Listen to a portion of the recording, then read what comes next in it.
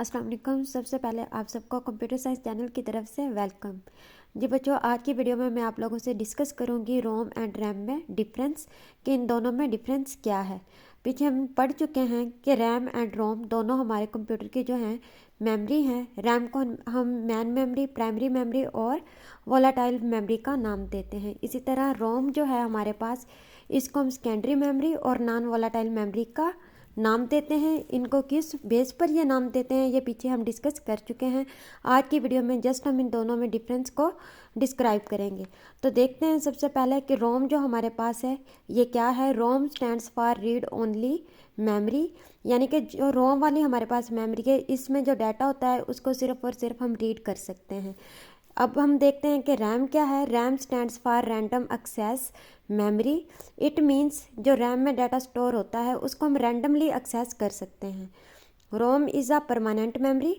It means that ROM में जो data store होगा वो परमानेंट होगा, बिकॉज रोम जो है वो रीड ओनली मेमोरी है। इसमें जो डाटा हम एक बार एंटर कर देंगे वही इसमें मौजूद रहेगा, बार बार हम इस डाटा को चेंज नहीं कर सकते, इसीलिए इसको परमानेंट मेमोरी या सेकेंडरी मेमोरी का नाम दिया जाता है।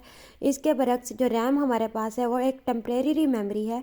मीन्स उसमें हम डाटा बार बार एंटर कर सकते हैं और डिलीट कर सकते हैं, दोबारा से डाटा जो है उसको राइट भी कर सकते हैं, इसीलिए रैम को टेम्परेरी मेमोरी या फिर प्राइमरी मेमोरी का नाम दिया जाता है।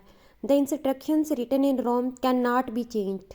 इट मीन्स एक बार जब हम इंस्ट्रक्शंस रोम में एंटर कर देते हैं उसको हम दोबारा चेंज नहीं कर सकते, जबकि रैम में जो डाटा या इंस्ट्रक्शन हम देते हैं उसको हम चेंज भी कर सकते हैं और डिलीट भी कर सकते हैं। उसके बाद उस डाटा को दूसरे तरीके से हम दोबारा जो है वो राइट भी कर सकते हैं। ROM is a non volatile memory. ROM जो है ये हमारे पास नॉन वोलाटाइल मेमोरी है।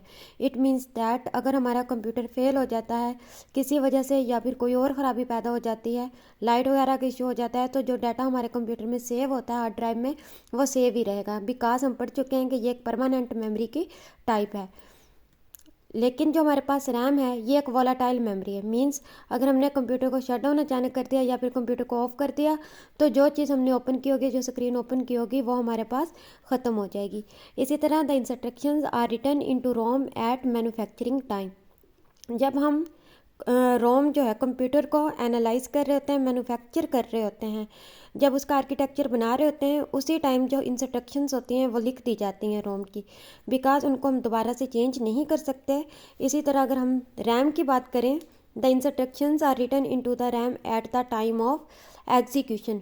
मीन्स जब भी कोई हम प्रोग्राम को एग्जीक्यूट करते हैं उसी टाइम जो हम डाटा या इंस्ट्रक्शंस रैम में एंटर कर सकते हैं और उनको चेंज भी कर सकते हैं। It is not possible to write new information or instructions in ROM. हमारे पास ये पॉसिबल नहीं है कि हम कोई न्यू इन्फॉर्मेशन जो हो वो रोम में दोबारा से एंटर कर सकें। इसी तरह जो रैम है, इंस्ट्रक्शंस इन रैम चेंज कंटिन्यूसली। मतलब जो इंस्ट्रक्शंस हम रैम को दे रहे होते हैं वो कंटिन्यूसली जो हमारे पास है वो चेंज होती रहती हैं as different programs are executed, क्योंकि डिफरेंट प्रोग्राम जो हमारे पास होते हैं वो एग्जीक्यूट हो रहे होते हैं। डिफरेंट प्रोग्राम्स के लिए हमें डाटा भी डिफरेंट एंटर करना पड़ता है and new data is processed, और जो नया डाटा हम एंटर करते हैं वो प्रोसेस होता रहता है।